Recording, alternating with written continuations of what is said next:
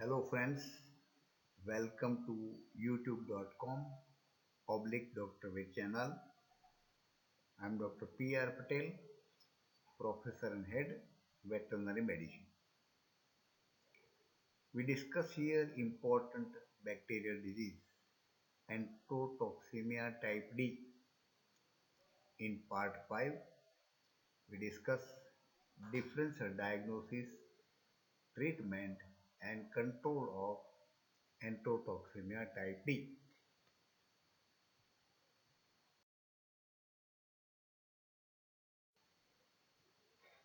Differential diagnosis of Enterotoxemia type D. The differential diagnosis is also discussed in other enterotoxemia diseases caused by Clostridium perfringens type D, where this diarrhea is the main symptom. Many bacterial, viral, protozoal disease cause diarrhea. Coccidiosis is one which is to be differentiated from type D. There is also diarrhea, dysentery, but it can be confirmed by fecal sample examination and coccidia oocysts are observed. Salmonellosis causes diarrhea, dysentery and septicemia by cultural isolation of Salmonella organism and other tests. Rumen infection, that is because of excessive or high feeding of the grain or carbohydrate, that causes the acidosis.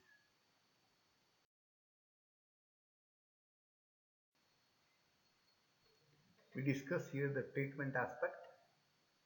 Treatment is ineffective in per acute cases because per acute cases are very severe.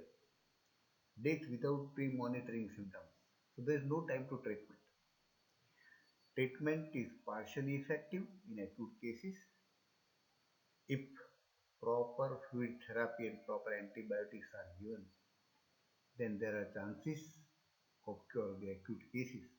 But it requires intensive treatment and intensive follow-up.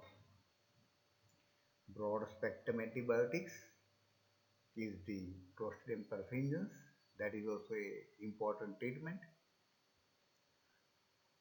Specific treatment is specific hyperimmune serum that directly neutralize the toxin or directly effective against the organism. So that is the specific treatment that is highly effective.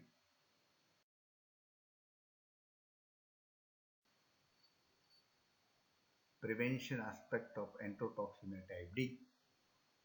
Vaccination is the sole road to prevent the Clostridium type D. And the vaccination schedule according to the instruction of the manufacturer. Generally, the primary vaccination given at the 4 months of age and above lambs, then it is repeated annually. This vaccination also gives the cross protection against type C and type B enterotoxemia. So that is the benefit of this vaccination.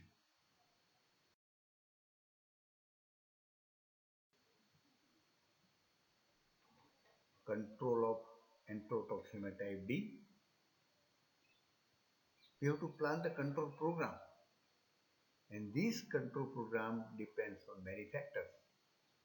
The important three factors are age of the lambs,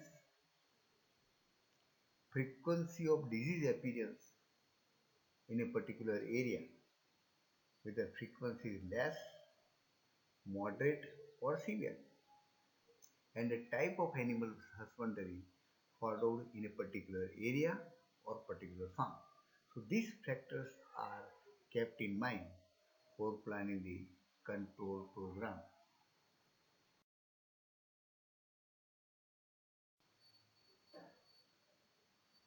Continuation with control. Anti-serum is a specific treatment and that is given after the birth. So it can protect the lamb for a certain period.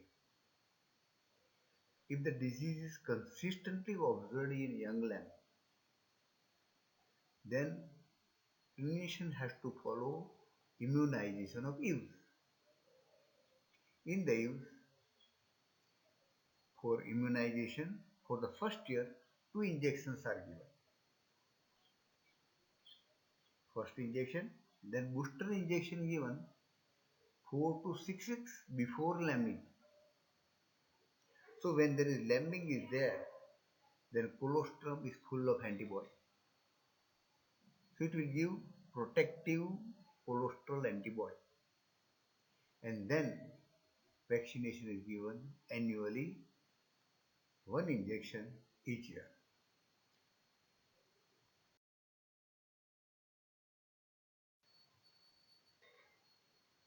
Continuation of the control. We see here the control of enterotoxemia in feedlot lamb.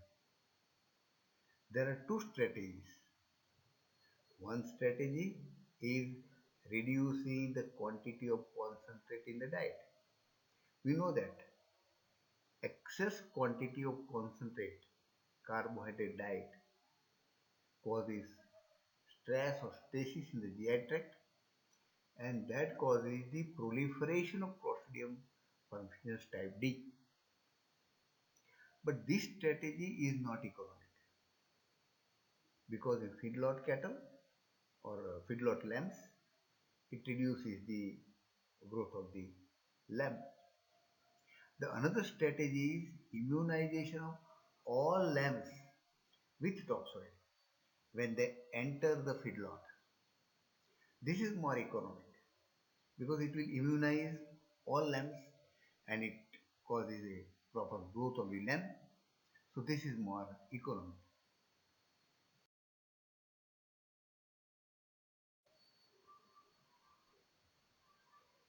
Control of type D in feedlot lamb. Type D toxoid is used for the vaccination. Two injections are given at the interval of 2 weeks, and this will protect the lamb during the feeding period. So purpose is served.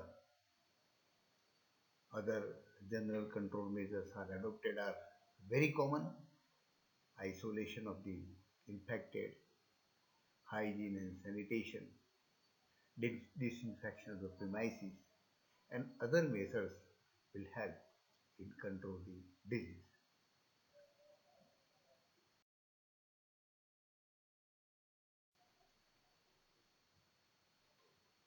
Friends, we have discussed here the differential diagnosis of diarrhea and dysentery, septicemia and toxemic disease. We have discussed the treatment also, prevention and control. Requested to share this information to veterinarians and veterinary students to strengthen their knowledge. Subscribe the channel to support the channel. Thank you very much for observing this video for the animal service.